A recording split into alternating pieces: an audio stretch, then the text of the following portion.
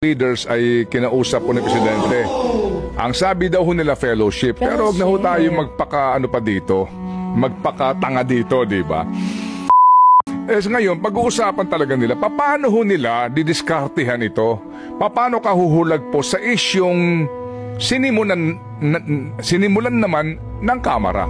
Okay. Ito po gagawin ko ito ng medyo episode and think about it. Pero ngayon pa lang po, mga kapatid, isipin po ninyo.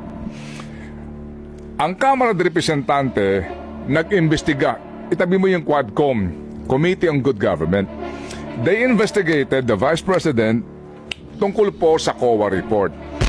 At ngayon mga kapatid, lumalalim ito ng lumalalim kasi po ang COA sinasabi na mga kapatid na meron nga silang mga nakita na mga deficiency o mga paglabag doon sa panuntunan. Although at the end of the day, hindi pa final yung committee report na yung pong findings ng COA kasi nga yung tempo'y appealable. O ibang usapan yun. Ngayon kasi, ang Kamara de Representante na kung saan po yung mga miyembro ng Committee on Good Government, ay miyembro din ang iba dyan ng Committee on Justice. Na siyang didinig dito po sa impeachment complaint. Yan pong mga naantidiyan sa Committee on Good Government, sa ilang mga panayam at mismo doon sa hearing sinasabi na ito po ay mga impeachable offense. Right? Yes. So ito hong mga ebidensyang ito, yung mga piatos na yan, yung mga hindi pagharap sa hearing na iyan, yung mga binabanggit po dito na sinasabing paggasta ng pera ho ng hindi ho maipaliwanag, etc. etc. Yan ngayon ang ground ng impeachment complaint, particularly nitong pangalawang impeachment complaint ng grupo pong ng 50 mga individual na inendorso po ng Makabayan Black. So kung yaang kanilang hawak po na sinasabi mga grounds na ito ay hango doon sa Committee on Good Government Investigation na sinasabi mismo ng kanilang chairman na grounds for impeachment at magkakaroon ka ngayon ng pagdinig sa Committee on Justice kapag sinabi po ng Committee on Justice na hindi ground yan for impeachment, patay tayong pataka. Magpakatotoo po tayo dito.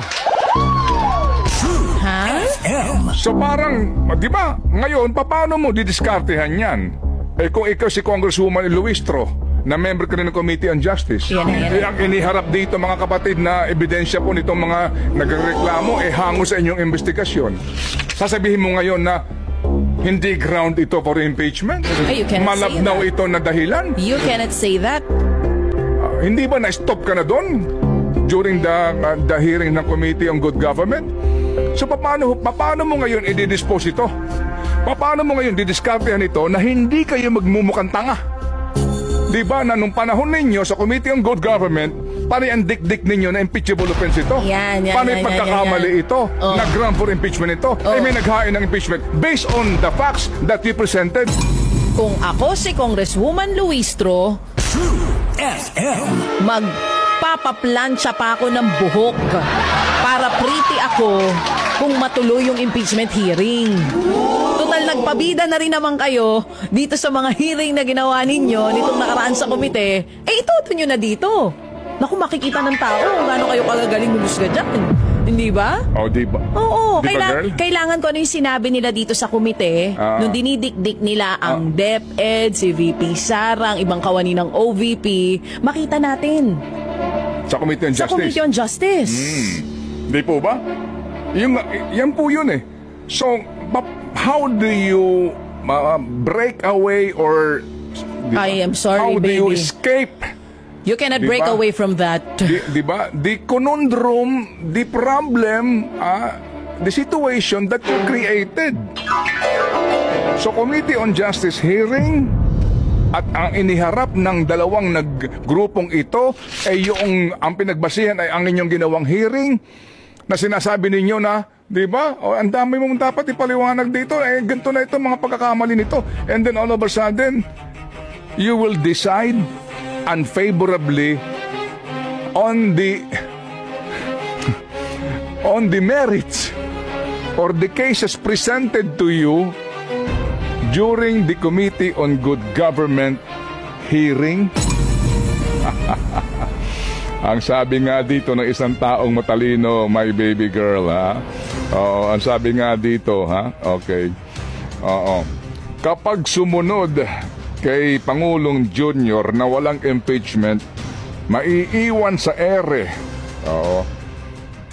Ang komite at mga kongresista na nagpagamit daw at tumira because para to defeat the impeachment, kailangan ang findings na no substance. Paano yan? Galing sa inyo yung substance. FM. At yan ay nanggagaling mismo sa isang matalinong tao na naandyan po sa batasan. Patay tayo dyan. So, pala yun. Pala nung usapan nila nung fellowship, no? Sa kabilang banda yan, ha? Parang, anyway. kung pinag-usapan nila yung impeachment complaint ng fellowship, parang, Mr. President, paano to? Paano tayo lulusot dito? Hindi pwedeng dito ituloy kasi kami naglabas ng mga ebidensya para naman kami susunugin niyo sa sarili naming mantika. Hindi kami papayag niyan. Di ba? Paano tayo lulusot dito? Paano yun? Tuloy natin to. Na everybody Tuloy happy. natin to. Magpa-special session ka na, Mr. President. Hindi, na everybody happy. And ano muna ang sabi ni Nino? Ni Ma'am Sara? Ay. Anong sabi mga niya? kapatid. Kayo na ginagawa niyo, markado kayo. Eto na nga. Anong sabi niya? Ang sabi niya, markado kayong lahat kay VP Sara. Bakit Kala anong sabi nyo, niya? Anong sabi kahit niya? magpapasko, mapapatawad niya kayo? Anong sabi? Anong sabi niya? Well, it's all up to you. Anong sabi niya? If you will be forgiving. Hindi lahat pare-pareho. There are some who can forgive quickly. May mga nagpapatawad ng mabilis. May mga nagpapatawad ng matagal. Pero naman, merong mga hindi nagpapatawad hanggang sa hukay. Ba? Yung sabi niya? Kanina, nasa balita natin. Ito lang naman ang sabi ng iba. Ano sabi ng iba? Sige. Ngayon, paano kayo kakalas dyan sa sitwasyon na yan? Tandaan ninyo, kapag hindi naman daw na-impeach o hindi nyo mapaalis sa pwesto itong isang nakaupo na substitute na vice presidente, kapag may nangyari dyan, sa nakaupo, wag naman po sanang ipahintulot. Pag may nangyari, sino magiging presidente? Di yung ninominate ng Pangulo. Ha? Yung inonominate. Hindi. Pag may nangyari, sino magiging presidente? Di itong... Ito na. Itong pinitpit ninyo. Yung ginisa nyo. Sabi nga nila... Lintik lang ang walang ganti. Yun namang sinasabi sa pelikula. I love you, BBM! Ay, hindi na ganyan. Okay. Lintik lang ang walang ganti.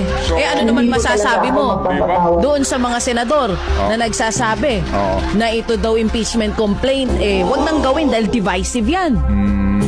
Hindi ba sila divided? Patagal naman na kayong divided Hindi na bale. Ano masasabi mo at 9:52 na?